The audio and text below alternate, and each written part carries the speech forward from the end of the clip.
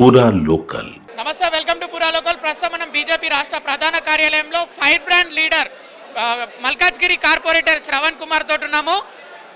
నిన్న ఖర్గే హైదరాబాద్లో మోడీ అమిత్ షా రాజ్యాంగాన్ని తుంగలో దొక్కుతున్నారని అన్నాడు.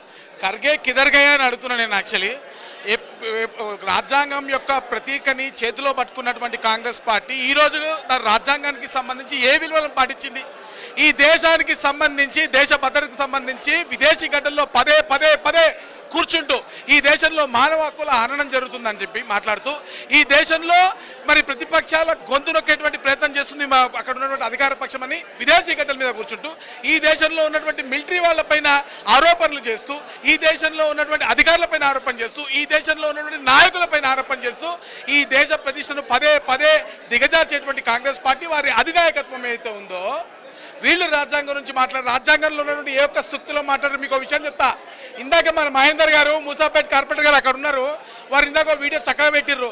ఎమర్జెన్సీ టైంలో సోషలిస్ట్ అనే పదాన్ని ఎవరి లబ్ధి కోసం ఈ సెక్యులర్ సోషలిస్టు, మీకు ఒక సినిమా ఉంటుంది, తస్కన్ ఫైల్స్ అనే మూవీ ఉంటుంది. దాంట్లో చూడండి, నేతాజీ ఎక్కడైతే వారు అదృశ్యమైన ఆ ప్రాంతం, సో అప్పుడు ఉన్నటువంటి కేజీపీ సంస్థ ద్వారా ముడుపులు అందుకున్నటువంటి ఇందిరాగాంధీ గారు లైవ్లో చెప్తున్న, దమ్ముంటే కాంగ్రెస్ పార్టీ వాళ్ళు కేసు పెట్టాలి నా మీద. అప్పుడు పదే పదే ముడుపులు తీసుకొని ఇక్కడ కేజీపీ సెంటర్గా పెట్టి ఈ దేశాన్ని వాళ్ళ చేతిలో పెట్టినటువంటి వాళ్ళు ఆ రోజు వాళ్ళని సంతోష పెట్టడం కోసము మన రాజ్యాంగంలోనే మార్పులు చేసిరు.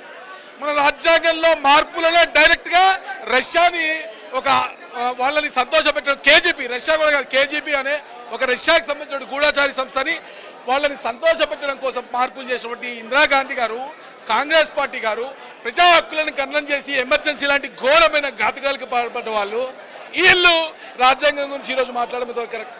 మీరు ఆలోచించాలా. మరోవైపు కాంగ్రెస్ ఏమో గ్రామాధ్యక్షులు, మండల అధ్యక్షులు, జిల్లా అధ్యక్షులతోటి కార్యక్రమాలు నిర్వహించుకుంటుంటే బీజేపీ వాళ్ళు మాత్రం హైదరాబాద్కే పరిమితం అయిపోయారని వార్తలు వస్తున్నాయి. అరే ఇప్పుడు సార్, మా షో స్టార్ట్స్ నౌ, ట్రైలర్ అయింది, ఇప్పుడు అసలు పిక్చర్ స్టార్ట్ అవుతుంది.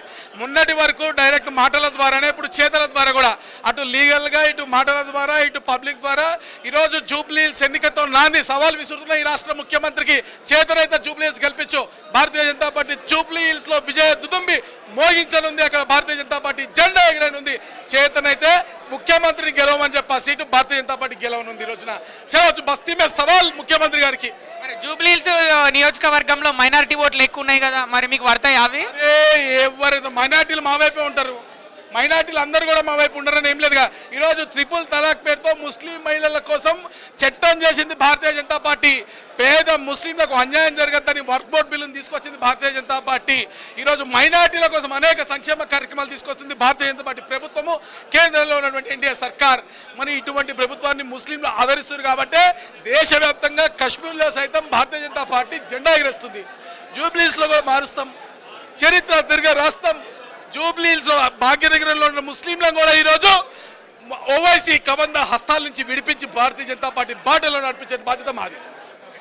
అంటే పదే పదే అంటున్న పరిస్థితి, కాంగ్రెస్ బీఆర్ఎస్ వాళ్ళు మీ నాయకుని బీజేపీ తెలంగాణ అధ్యక్షుని పట్టుకొని డమ్మీ అని అంటున్నారు. మరి చెప్పిందిగా ఆయన, మమ్మీనా డాడీనో చూపిస్తా అన్నాడు.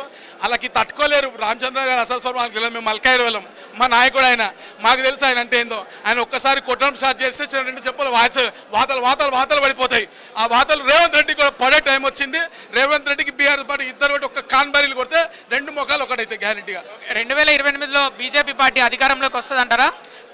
డౌటా? 200% దానికి నాంది జూబ్లీహిల్స్ ఉప ఎన్నిక.